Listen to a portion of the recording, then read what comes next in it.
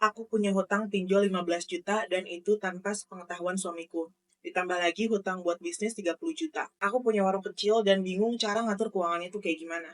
Gua Ayu Sarah, NAM Your Online Money Mom. Dan hari ini gua akan bacain dan menjawab pertanyaan dan juga curhat keuangan dari teman-teman kawanan beruang yang udah masukin di Google Form. Nah, hari ini ada 4 yang mau gue bacain pertanyaannya. Yang pertama ada dari Tiara. Tiara ini dia punya hutang pinjol 15 juta. Suaminya nggak tahu. Kur BRI 30 juta. Dia punya warung dan bingung cara ngatur keuangannya gimana biar bisa terbayarkan utang-utangnya. Dia juga pengen kerja remote tapi nggak punya skill apa-apa.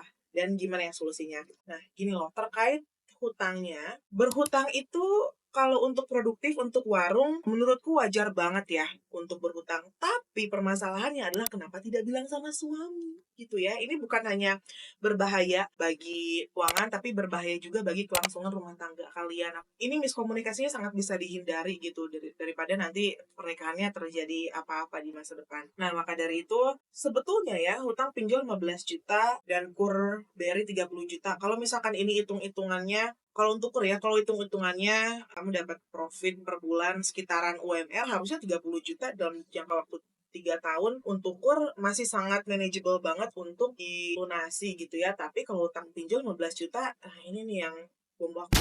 Saranku definitely buka percakapan dengan suami. Karena tanpa bantuan suami, tanpa kalian bersatu menjadi tim yang baik untuk mengatasi hal ini akan sangat susah sekali kayak gitu. Dan either kamu ngomong sekarang, jujur sama dia, atau menunggu bom waktu suamimu ditelepon oleh debt collector. We don't want that. Itu akan sangat berbahaya sekali. Dan aku pikir kamu bisa ngomong sama suami kamu kayak, sayang, maafin aku nggak bilang, tapi aku tahu aku salah. Daripada aku tunda-tunda ngomongnya, aku mau ngomong sekarang kayak gitu. Tunjukkan bahwa kamu tulus dan kamu ingin memperbaiki.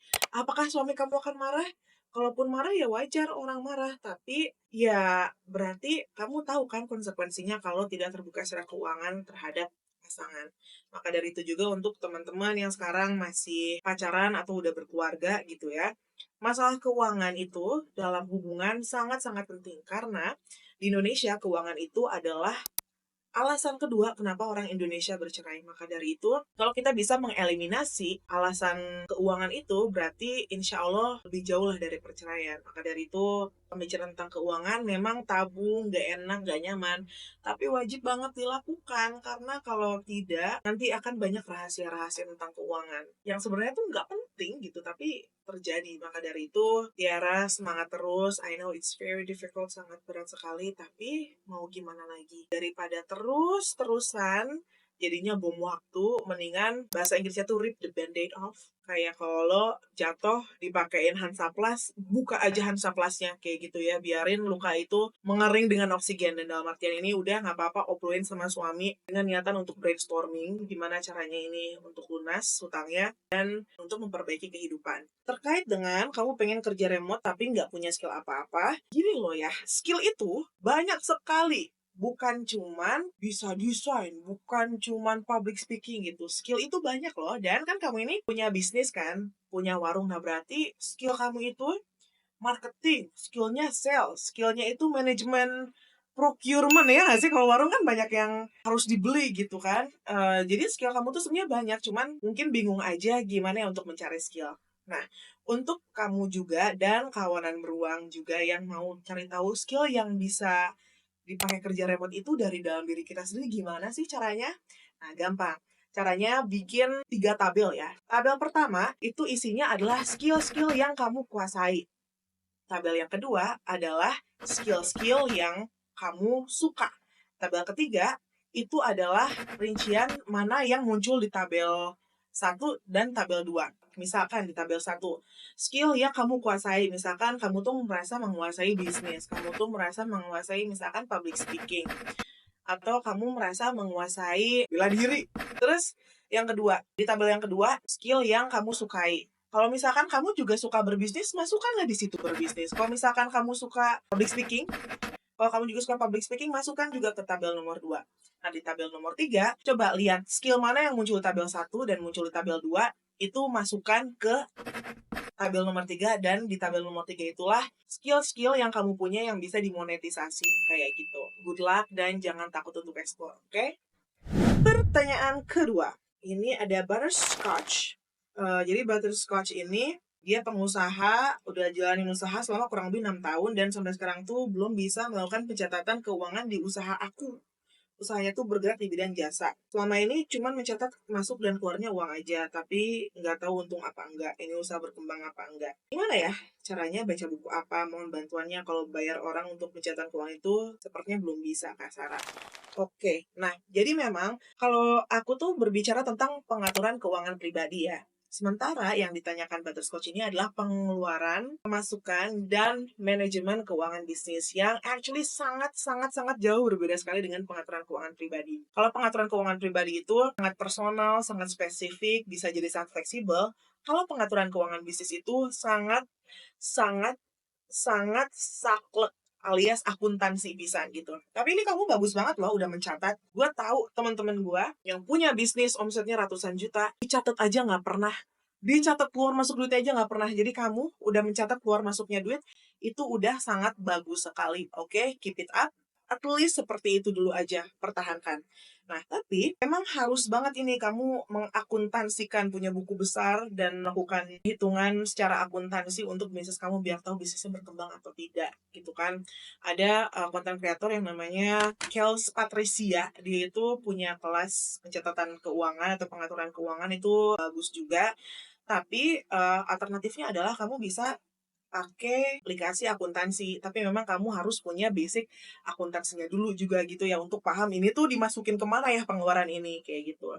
Nah tapi kalau kamu bilang untuk bayar orang untuk pencatatan keuangan sepertinya belum bisa. Nah memang itu kan adalah salah satu business expenses ya. Tapi sekarang ini kamu nggak usah nyewa akuntan kok gitu untuk bisnis UMKM pencatatan keuangannya kayak gimana.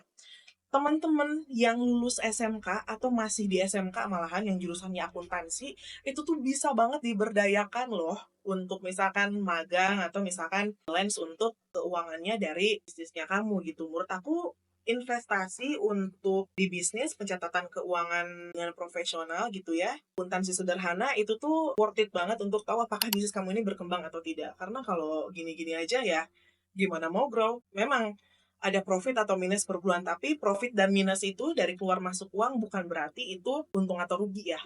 Seperti itu. Pertanyaan selanjutnya dari dia. Bagaimana menyiapkan simpanan jika kita tinggal bersama keluarga besar seperti orang tua, tante yang tidak menikah, dan lansia? Sedangkan untuk keluarga inti saja belum bisa full untuk menyimpan dana darurat dan pendidikan anak. Penghasilan hanya dari suami saja yang bergaji UMR. Pertama-tama, I know it must be very difficult for you, tapi di sisi yang lain, congratulations, berarti kamu sudah punya ladang pahala ya untuk kamu. Tahu ini tuh pasti sangat berat banget dan menjengkelkan, tapi kalau kita bisa lihat dari sisi yang lain, kenapa tidak? Dan apalagi kalau sama lansia ya, mereka kan tidak produktif gitu ya. Kalau misalkan yang kayak yang masih usia produktif, kita bisa aja ya berusaha sendirilah, kan kita sudah sama-sama sudah dewasa. Tapi kalau yang lansia kan tidak bisa seperti itu. Jadi memang tidak ada cara lain untuk menambah penghasilan gitu kan. Kalau memang suami bergaji UMR, mungkin dari kamunya juga bisa mencari tambahan penghasilan lain, kerja remote atau ikut affiliate seperti itu. Jadi memang tidak ada cara lain sih. Tapi semangat terus bukan berarti tidak bisa ya. Pertanyaan terakhir dari Haiti. Haiti. Pertanyaannya adalah, kenapa orang bawa kabur uang kita akan lebih galak? Cara mengatasinya gimana? Jujur Li, pertanyaan ini aku tidak bisa jawab. Ilmuku belum nyampe situ. Kenapa orang yang bawa kabur uang kita akan lebih galak? Gue mungkin tahu kenapa ya. Karena mereka itu punya yang namanya money insecurity. Kayak gitu. Mereka gak punya resources, tapi karena mereka merasa terancam, jadi mereka ngegalakin duluan. Kayak gitu, biar menakuti kita. Padahal itu kan sangat tidak wise ya. Orang dia yang minjem duit, kenapa dia yang lebih galak? Gak make sense. Dan untuk cara mengatasinya kayak gimana? Nah, di situ ilmu gue belum cukup. Karena jujur Li, gue gak pernah melihat orang yang uangnya udah dibawa kabur, terus uangnya balik lagi dengan damai gitu. Gak ada. Jadi, yang bisa lo lakukan adalah ke depannya, kalau ada yang mau minjem uang, kalau ada yang red flag nih tentang peruang-uangan, you gotta stop. Maybe that's the good sign to stop talking to that person, atau berbisnis dengan mereka, atau meminjamkan uang kepada mereka. Seperti itu. Jadi nggak pernah minjemin, nggak pernah berbisnis dengan orang yang emang kelihatannya udah red flag dari awal, itu sangat bisa menghindarkan kamu untuk uangnya dibawa kabur. Itu aja sih Q&A beruang pertama untuk YouTube pada minggu ini. Mungkin nanti kita akan buka Q&A-nya lebih lanjut ya. Itu aja dari gue. Jangan lupa kalau lo mau nanya pertanyaan lagi dan nanti gue jawab di YouTube, masukin pertanyaannya di spreadsheet di bawah ini. Dan juga jangan lupa subscribe, follow, dan share ya ke teman-teman yang butuhkan. Biar lo bisa membuat keputusan keuangan yang lebih baik dan meningkatkan your quality of life. Gue Ayu Sarah, and I'm your online money mom. Sign out. Bye.